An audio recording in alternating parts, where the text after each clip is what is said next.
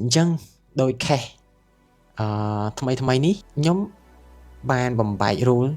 ពី requirement ពីគ្នាខ្ញុំបានបំបែក rule ទោះខ្ញុំមានអារម្មណ៍ថាចំណេញក៏ដោយប៉ុន្តែខ្ញុំអត់បានសប្បាយចិត្តទេបន្ទាប់ពីខ្ញុំអត់បានត្រេកជាងមួយខែតាំងពីខែមុនមកដល់ឥឡូវវាចូលមួយខែហើយដែលយើងអត់សូវបាន trade ហើយ position ដែលយើងចូលមួយគឺ BE ដែលយើងប្រើ risk មកអនៅក្នុងអំឡុងពេលមួយខែហ្នឹងគឺខ្ញុំ stay peace មែនតើខ្ញុំមានអារម្មណ៍ថាសុវត្ថិភាពខ្ញុំមានអារម្មណ៍ថាខ្ញុំដើរផ្លូវត្រង់ដើរផ្លូវត្រូវហើយគឺអត់បកទៅរករូបភាពដើមទេ so គឺ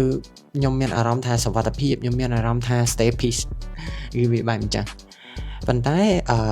ថ្ងៃមួយខ្ញុំបានផ្ទុយហ្នឹងមានផ្ទុយខ្ញុំបានដើរទៅលើកន្លងចាស់ម្ដងទៀតតែក្នុងមួយថ្ងៃណា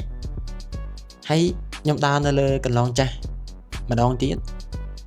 ដោយក្រោមហេតុផលមិនគ្រប់ requirement ដោយយើងខ្លាចពាក្យថាខកខានឱកាសទើបយើងខ្វះ requirement ពេលដែលយើងខ្វះ requirement ទោះយើងតែចំណេញក៏ដោយតែអត់សប្បាយចិត្តទេនៅក្នុងអំឡុងពេលដែលខ្ញុំតែចំណេញនឹងក៏ដោយខ្ញុំមានអារម្មណ៍ថាវាខុសបាត់ទៅហើយអត់មានអីឲ្យយើងសប្បាយចិត្តទេសួរថាពីណាធ្វើរឿងខុសបានផលហើយសប្បាយចិត្តវាមានទៅលើ case អីផ្សេងប៉ុន្តែនៅក្នុងវិស័យនេះគឺអត់សប្បាយចិត្តទេចំពោះខ្ញុំតែបើសិនជាធ្វើត្រូវហើយ SL អូខេខ្ញុំសប្បាយចិត្តខ្ញុំទទួលយកវាជាការពិតអញ្ចឹងខ្ញុំចង់ចែករំលែកទៅគ្នាយើងបើសិនជាអ្នកទាំងអស់គ្នាធ្វើរឿងខុសហើយបានផលហើយសួរខ្លួនឯងមើលថាសប្បាយចិត្តអត់ហើយលុយនឹងអាចគង់វង្សបានរយៈពេលប៉ុណ្ណាយូរប៉ុណ្ណាសួរខ្លួនឯងមើលតើ profit ដែលអ្នកទាំងអស់គ្នាដែលរកបាននៅក្នុងអំឡុងពេលដែលធ្វើខុសហ្នឹងតើអ្នកទាំងអស់គ្នាសប្បាយចិត្តអត់ហើយសប្បាយចិត្តតើលុយហ្នឹងពេលណា deposit វិញត្រូវសួរខ្លួនឯងមើលចង់មិនចង់អ្នកទាំងអស់គ្នានឹងទាញប្រាប់ខ្លួនឯងថាtrade ខាត់តាម1000ទេខ្ញុំជប់ trade ហើយដល់ពេលខាន1000អស់ពីលុយ1000ទៅលុយ10000អស់ពីលុយ10000ទៅលុយ100,000អាហ្នឹងគឺវាអញ្ចឹងកុំឲ្យមានរឿងនេះកាត់ឡើងតូមផ្ដាំទៅគ្នាយើងតែដើរជើងចាស់ដៃថ្មីទាំងឡាយណាក៏ដោយសំទោសឲ្យខ្ញុំប្រើពាក្យណាដែលមិនសមរម្យប៉ុន្តែចង់បញ្ជាក់ឲ្យជូនដល់គ្នាយើងថាបើសិនជាមិនច្បាស់នៅក្នុងវិស័យនេះទេកុំចូលអីកុំឃើញគេ trade បានលុយកុំឃើញផលចំណេញដាក់នៅនឹងមុខពេលដែលឃើញផលចំណេញគេដាក់នៅនឹងមុខអ្នកទាំងអស់គ្នាអូខេឃើញគេបានផលបានលុយច្រើនចង់ចូលដែរវាមិនស្រួលទេនៅក្នុងវិស័យនេះវាមិនស្រួលទេក្រែងរំលឹកទៅអ្នកទាំងអស់គ្នាម្ដងហើយម្ដងទៀតថាបើសិនជាមិនច្បាស់ទេកុំចូលក្នុងវិស័យនេះអីហើយបើសិនជាចង់ចេះឲ្យច្បាស់ត្រូវរកគ្រូរៀនអ្នកណាក៏ដោយត្រូវតែរៀនដោះខាត់យុទ្ធសាស្ត្រខ្លួនឯងឲ្យបានល្អ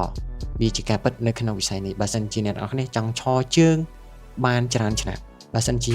អ្នកទាំងអស់គ្នាមិនរកគ្រូរៀនទេអ្នកទាំងអស់គ្នានឹងជួបបញ្ហានៅថ្ងៃក្រោយលុយតិចលុយច្រើនវាជាលុយអញ្ចឹងកុំឲ្យបាត់បង់លុយត្រូវតែរៀនអភិវឌ្ឍខ្លួនពីមួយឆ្នាំទៅមួយឆ្នាំទៅមួយឆ្នាំទៀតទៅមុខរហូតនៅក្នុងវិស័យនេះត្រូវការឲ្យអ្នកទាំងអស់គ្នា keep development ត្រូវតែទៅមុខអភិវឌ្ឍខ្លួនរហូតមិនអាចឈប់ទេនៅក្នុងវិស័យនេះទោះអ្នកទាំងអស់គ្នាត្រូវចំណេញក៏ដោយត្រូវតែអភិវឌ្ឍខ្លួនព្រោះយុទ្ធសាស្ត្រនឹងត្រូវបានផ្លាស់ប្ដូរគេហៅថាវាមាន cycle របស់វាបើសិនជាអ្នកទាំងអស់គ្នាអត់ keep development ទេអ្នកទាំងអស់គ្នានឹងជួបបញ្ហាជាក់ស្ដែងខ្ញុំចង់ mention បន្តិចធ្លាប់ជាសិស្សក៏ធ្លាប់ជាគ្រូគេដែរអញ្ចឹងខ្ញុំអត់ខ្លាចនៅក្នុងការទៅរៀនជាមួយនឹងគ្នាយើងទេឲ្យតែបកែគឺខ្ញុំទៅរៀនហើយអញ្ចឹងខ្ញុំអត់ខ្លាចនៅក្នុងការរៀនសូត្រទេពីtrader នៅក្នុងស្រុកឬក៏ក្រៅស្រុកយើងគោរពនិងឲ្យតម្លៃទៅគ្នាយើងដែលមានចំណេះដឹងច្បាស់លាស់ចែករំលែកនិងចេះជួយគ្នានៅក្នុងវិស័យនេះគឺខ្ញុំឲ្យតម្លៃកុំខ្លាចខ្មាស់ឬក៏អៀនសូមរកគ្រូរៀនឲ្យត្រឹមត្រូវ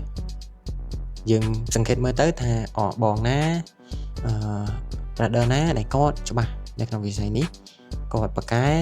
យើងដាក់ខ្លួនទៅរៀនទៅអត់ខុសទេហើយមិនមករៀនមួយខ្ញុំទេគឺខ្ញុំគ្មាន mentorship ទេខ្ញុំអត់មានទេខ្ញុំចង់បញ្ជាក់ម្ដងហើយម្ដងទៀតខ្ញុំគ្មានទេហើយមិនបើសួរខ្ញុំថា trade មិនចំណេញទេអញ្ចឹង